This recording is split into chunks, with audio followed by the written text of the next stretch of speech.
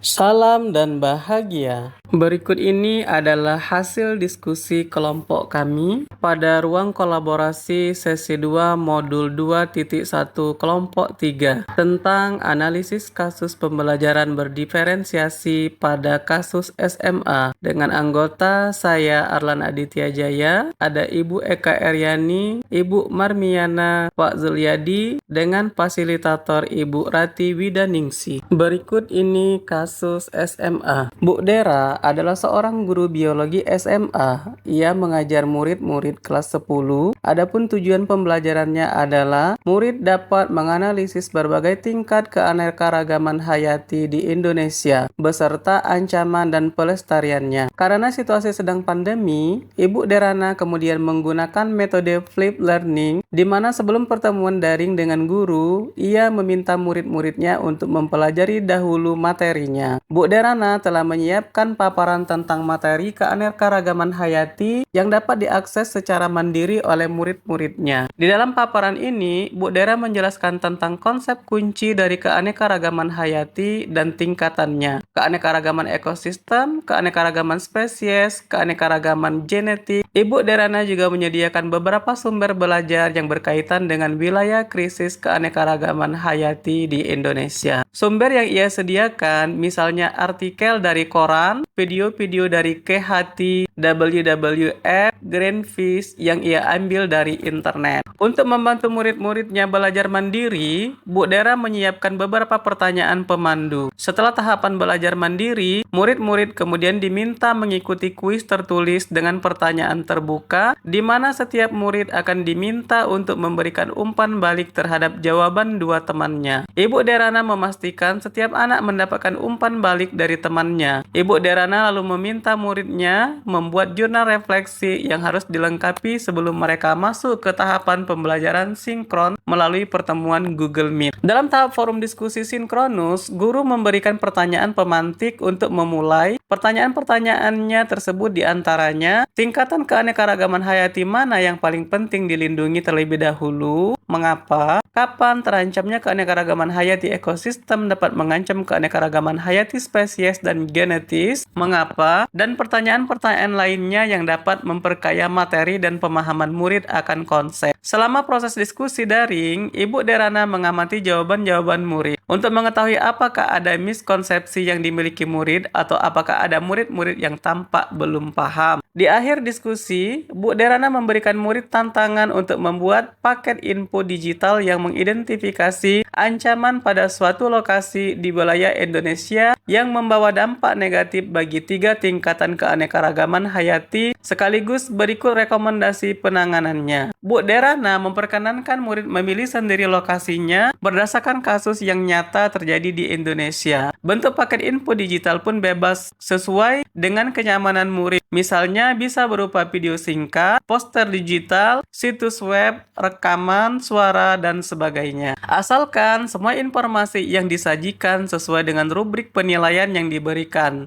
dan telah didiskusikan bersama. Murid kemudian bekerja secara mandiri berdasarkan tenggang waktu yang telah disediakan. Selama murid-murid bekerja, Bu Derana juga menyediakan slot-slot waktu tertentu untuk bertemu dengan beberapa murid yang berdasarkan hasil penilaiannya masih memerlukan bantuan. Di dalam slot waktu khusus ini, Bu Derana menjelaskan kembali konsep-konsep serta memberikan banyak contoh. Dari kasus ini, maka timbullah beberapa pertanyaan. Di antaranya pertanyaan yang pertama, apakah kebutuhan belajar murid yang berusaha dipenuhi oleh guru, yaitu tentang kesiapan belajar, yang mana sebelum pertemuan daring, guru meminta murid-muridnya untuk mempelajari materinya terlebih dahulu. Selanjutnya, berhubungan dengan minat belajar, karena guru menyediakan variasi konten berupa diferensiasi sumber belajar. Selanjutnya juga profil belajar, atau bisa berupa gaya belajar murid, bisa berupa visual dan juga audio visual. Pertanyaan selanjutnya adalah, bagaimana cara guru menentukan kebutuhan belajar? Cara guru menentukan kebutuhan belajar adalah dengan mengajukan pertanyaan, selanjutnya dengan membuat kuis tertulis, selanjutnya dengan meminta umpan balik dari murid, dan yang terakhir dengan membuat membuat jurnal refleksi. Pertanyaan yang ketiga, strategi pembelajaran berdiferensiasi apa yang digunakan oleh guru? Jawabannya ada 3 strategi yang digunakan Ibu Derana, yaitu yang pertama strategi diferensiasi proses, yang mana Ibu Derana menggunakan metode flipped learning, yaitu muridnya untuk mempelajari dulu materi dan sumber belajar yang beraneka ragam. Berikutnya, yang kedua adalah strategi berdiferensiasi konten, yang mana Ibu Derana menjelaskan tentang konsep kunci dari keanekaragaman hayati. Berikutnya, yang ketiga adalah strategi diferensiasi produk, karena Ibu Derana memperkenankan murid memilih sendiri lokasinya dan bentuk paket info digital yang murid inginkan sesuai dengan keinginan mereka. Pertanyaan yang terakhir, bagaimana guru tersebut melakukan penilaian? Jawabannya, Bu Derana melakukan penilaian berupa assessment for learning, yaitu penilaian untuk proses pembelajaran. Selanjutnya, Bu Derana juga melakukan penilaian berupa assessment of learning atau melibatkan peserta didik secara aktif dalam kegiatan penilaian. Selanjutnya juga Bu Derana melakukan penilaian assessment of learning atau penilaian produk. Penilaian yang dilaksanakan setelah proses pembelajaran selesai dengan diferensiasi produk seperti bisa berupa video singkat, poster digital, situs web, rekaman suara, dan lain sebagainya. Demikianlah hasil diskusi kelompok kami. Terima kasih, salam dan bahagia.